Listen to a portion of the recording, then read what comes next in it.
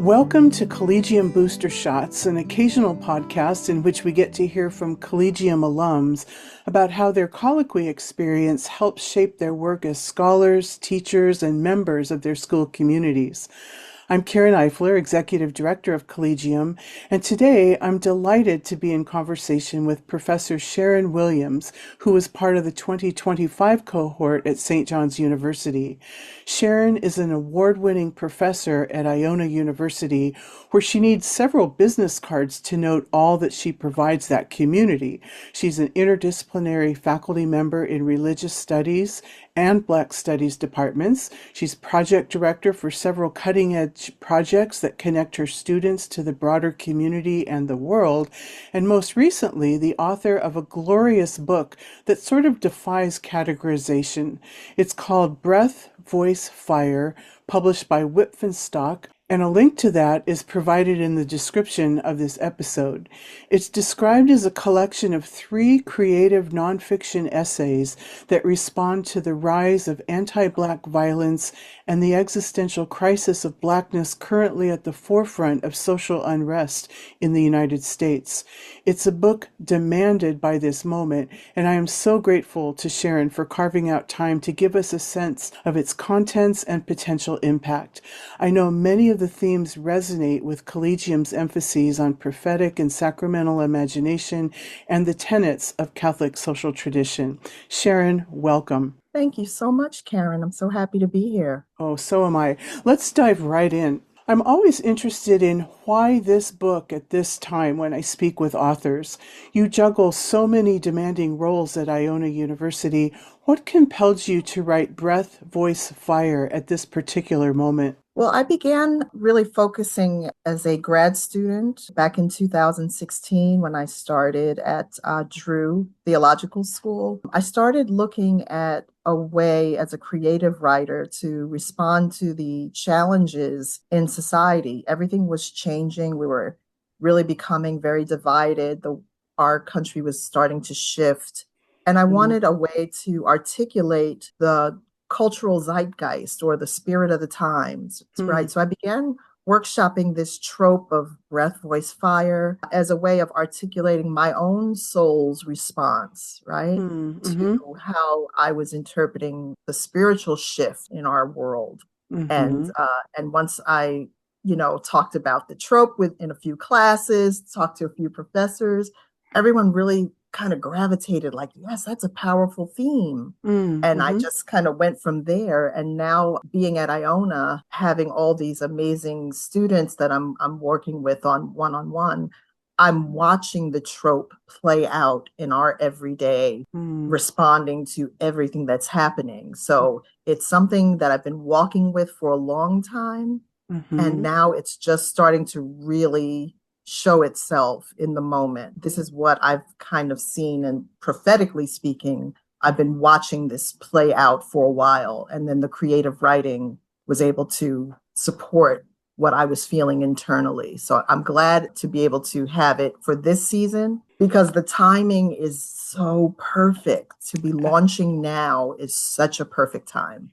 It really is. And how wonderful that you can feel so many parts of yourself coming together. It's so easy to feel fractured and fragmented in the academy. And it sounds like you found a project that really weaves together your mind, heart, and spirit. So pleased to hear that. Your new book draws from a dizzying array of fields: the civil rights movement, the Black Lives Matter movement, biblical narratives, Russian literature, and postmodern existentialist philosophy. That's an astonishing range. I know listeners who know you and others who are just inspired by this conversation here are going to want to jump right on that link and buy their own copy. What advice would you give to a reader who is interested in the general topic and feel of the book, but doesn't have the same grounding that you do in all those fields? Okay, so it's 2 things I want to give for this answer. This right now is a time for interdisciplinary thought and thinking, right? No one discipline has all the answers. We have a lot that's going on. We need to come together at the table with respect and collaboration, right? Absolutely. Finding a way forward out of this, all the chaos and the division. So all those different areas of thought, yeah, no one person has the answer.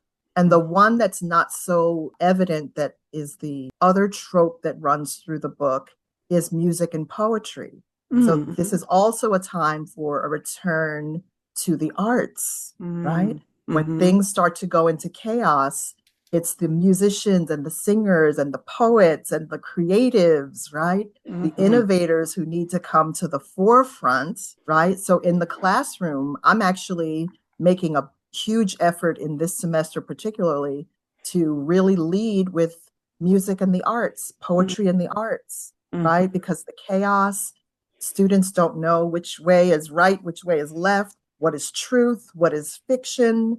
AI is trying to take over their original thinking and everything. So it's now time for us to look inward, Mm-hmm. right? Instead of this, all of the outward things. We need to find our truth and our answers by turning inward. Sure. And something about music and the arts and creativity that's going to really help foster that.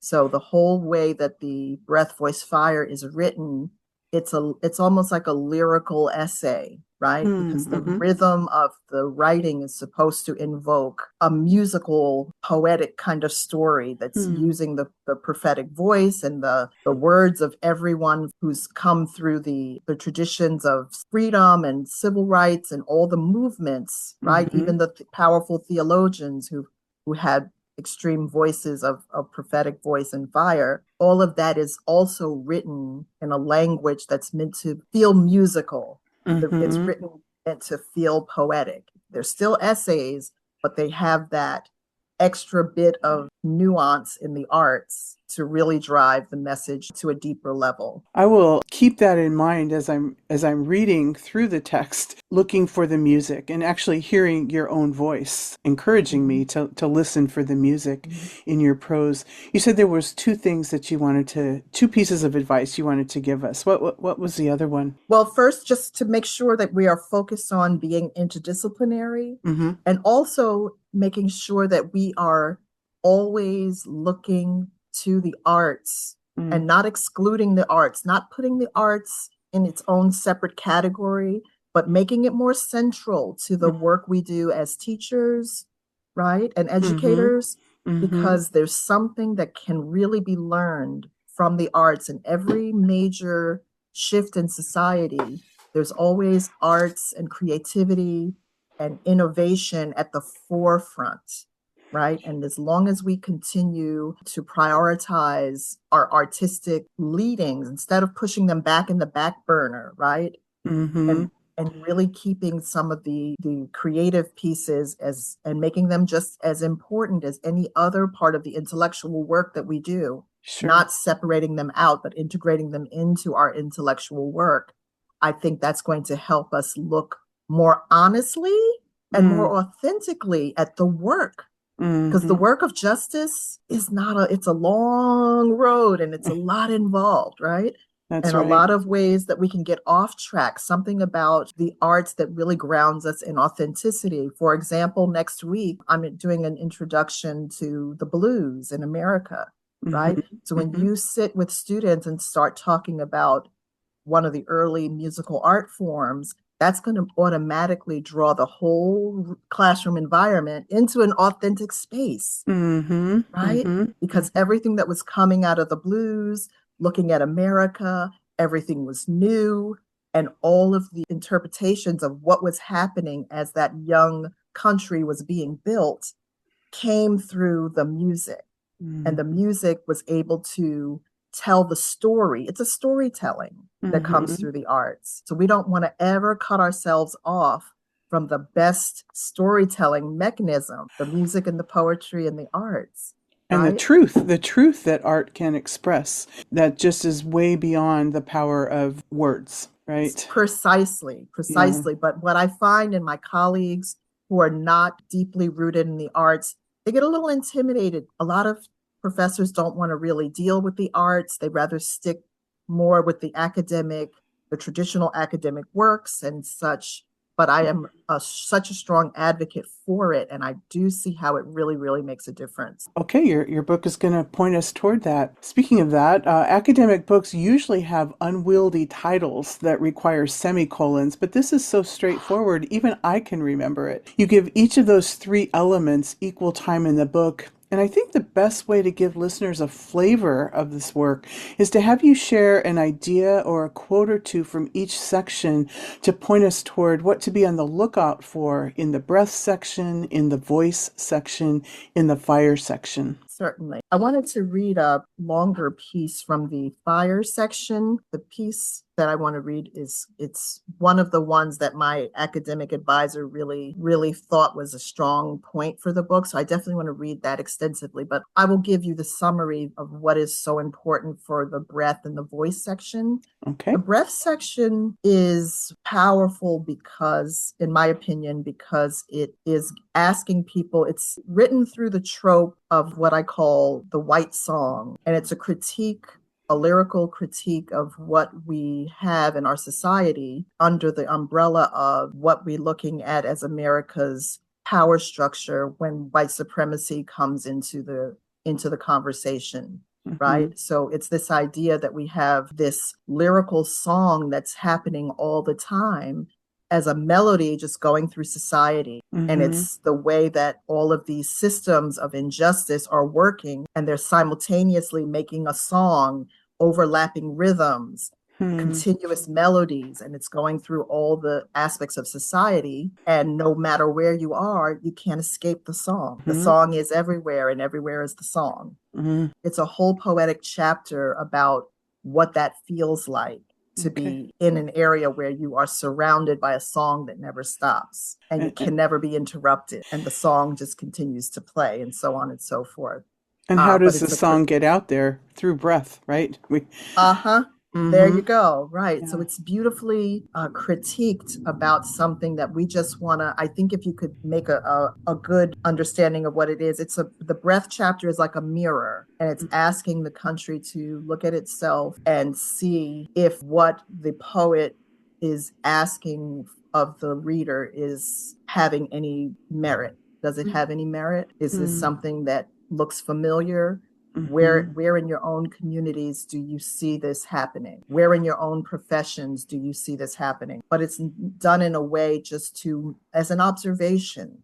Is this something that happens in our country? How do we point it out, and how do we start to make that song change? How do we start to make that rhythm different, right? How do we change the rhythm on that song? How do we do it? So it's done in a way, creatively speaking, to encourage folks, again, through the arts, right? To make people start to look at where a great country could be even better if we could see these hidden parts. So that's why I look at the breath chapter as a mirror. When I speak of the voice chapter, it's very interesting. It's titled Voice, but it's a chapter all about silence.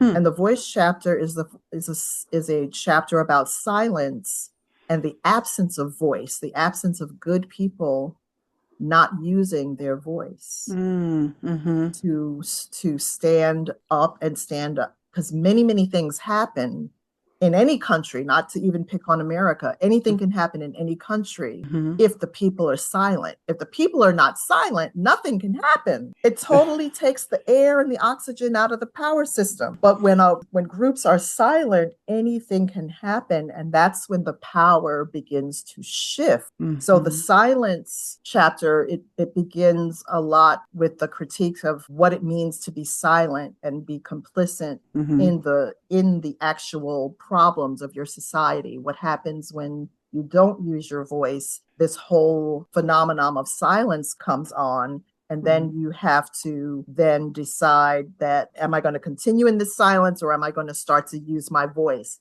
It also starts to give people an encouragement about what it means to use your voice. So I'm very proud of that chapter. It looks at Dr. King's critique in a letter from a Birmingham jail, talking about the silence of good people and his colleagues who he would hope the moderates would stand up and say more. That needs to be something that we teach as teachers every year. I know we do at Iona, what it means to hold that letter from a Birmingham jail, look at our own communities and say, are we being silent? Are we doing enough? So Mm-hmm. that's the voice chapter, which makes me very proud. I'll read a little excerpt from The Fire. This is the one that the piece that I prepared for today that my advisor really had an appreciation for. It's in a section called Tongues, within the Fire section, a subsection called Tongues.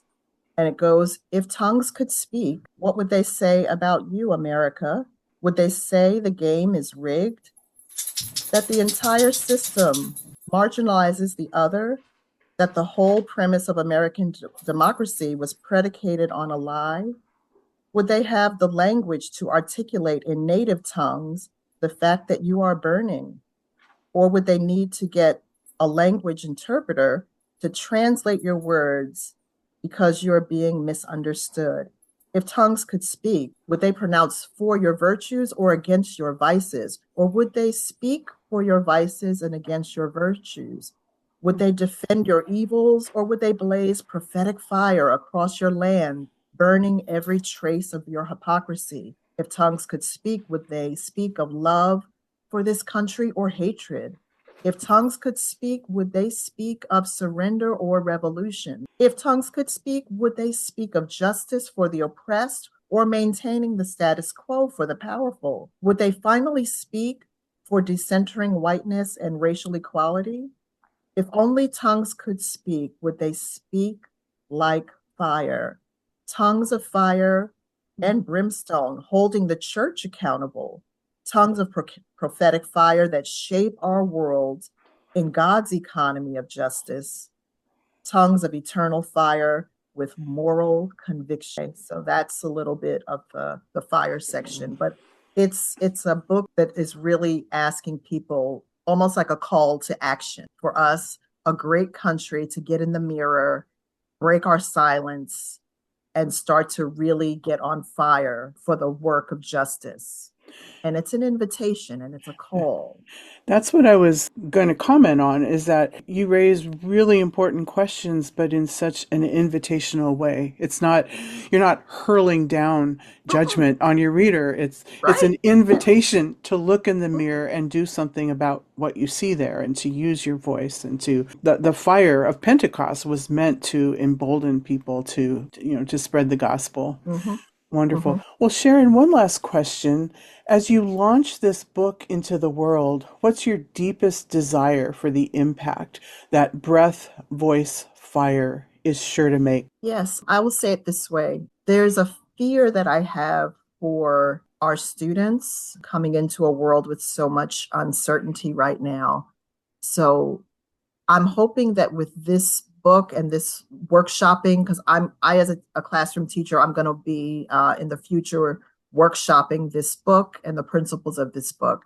So I'm hoping that if it has one message, it's just to break the silence once and for all about the ways that we are not honest Mm, about the injustice that we have, the things that we are doing that are just right under what we understand to be, particularly as a country with very good people, we know right from wrong. And mhm, we know what it means to be complicit in injustice, and what it means to fight for more equality, to fight for more justice. We understand what that looks like. So mhm, my hope for this book would be once and for all to find a way to use resources like my book. There are others out there and things, but to start to get our young people to a place where they can understand truth and cultivate their own system of truth and consciousness, mhm, not to just stop thinking for themselves, not to let authoritarian governments think for them, not even to let AI think for mhm, them, but to mhm, really have a moral compass that is connected to justice and the way that we understand justice through scripture, justice mhm, through, right, liberation theology. And we could have longer conversations about liberation theology, which is my passion, mhm, a new course that I created at Iona, right? So my mhm, point is, if it can do anything, it's just to open up the dialogue that we have to just look in the mirror, break the silence and find our fire. Catch the fire is one of the tropes in the book. Catch on to the fire and get passionate about making this place the best it can be. Yeah. Maybe a little bit of blowing other people's flickering flame into fire as well. I mean, we're in this together, and when our fire is getting dimmed, we need the breath of other people to blow it into life. Well, thank you so much. As this conversation winds down, I really want to thank Sharon Williams for sitting down with all of us. And thanks also to you, our listeners, for all that you're doing to make the lessons of Collegium vibrant in your own creative scholarly work and teaching. I just want to remind you that you can link to the purchase information for Breath, Voice, Fire in the episode description, and you'll be so glad you did. You can find several other Collegium booster shots on our YouTube channel, and we'll be back here soon with more stories from the trenches of Catholic higher education. In the meantime, peace be with you, and thank you so much, Sharon Williams. Thank you so much for having me. This was a real pleasure. Bye for now. Bye-bye.